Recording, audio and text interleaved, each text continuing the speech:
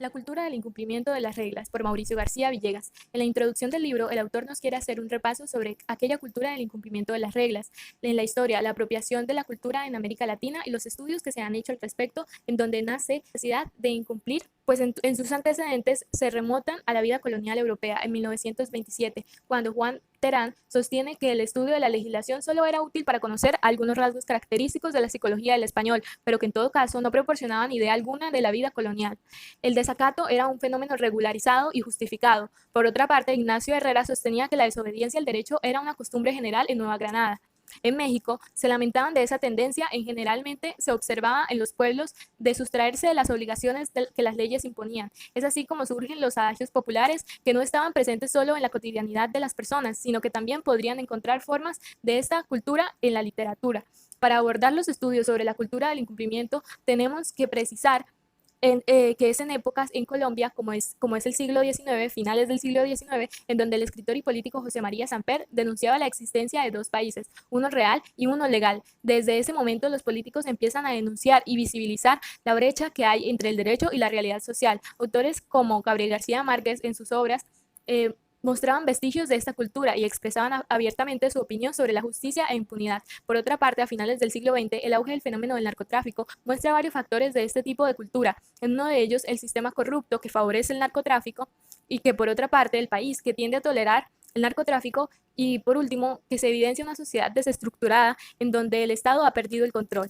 Economistas como Pierre Bourdieu afirman que el desarrollo económico no solo depende del factor económico o capital, también depende de los valores y percepciones. Por su parte, autores como Ronald Inglehart han basado sus estudios en y posmodernización, cambio cultural, económico y político. Muestra que la escala de los valores está directamente relacionada con el desarrollo económico y un estudio por la autora María Mercedes titulado Colombia, un proyecto incluso institucional social, o por su parte Herrera con nuestra identidad, el estudio llamado Nuestra Identidad, que muestra que Colombia es una sociedad muy católica, ampliamente familiar y con serios problemas de seguridad, o el estudio de psicología del hombre colombiano, que muestra la concepción de diferentes personas en distintas regiones basándose en las ideas que tienen acerca de la familia, justicia.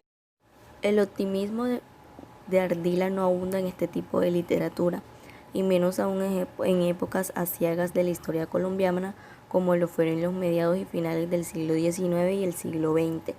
La inmoralidad y el marcado individualismo son los rasgos que más denuncian los estudiosos de la identidad nacional.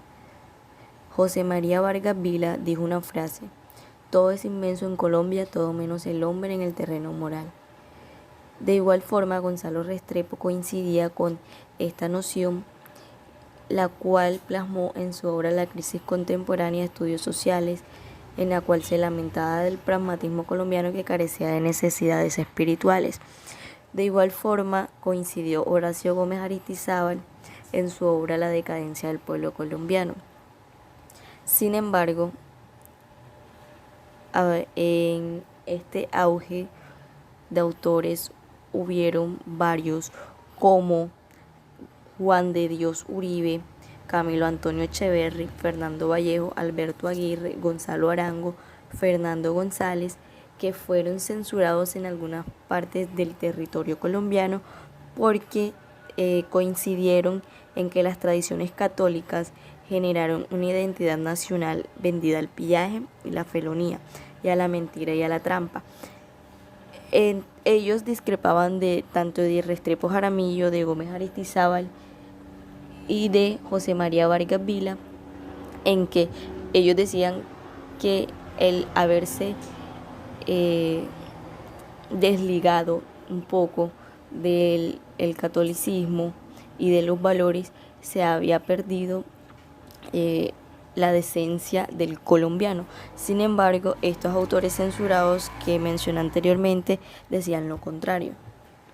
Sin embargo, todos estos autores coincidían en que el individualismo es un rasgo típico de la personalidad colombiana, además de la desconfianza, lo cual se pudo confirmar bajo la encuesta colombiana de valores, que los resultados fueron el 85% de los colombianos desconfiaban de los demás. Claudia López en 2016, con base en esa misma encuesta, muestra cómo más de la mitad de los colombianos no participa en ningún tipo de organización social política, religiosa, de cualquier otro tipo.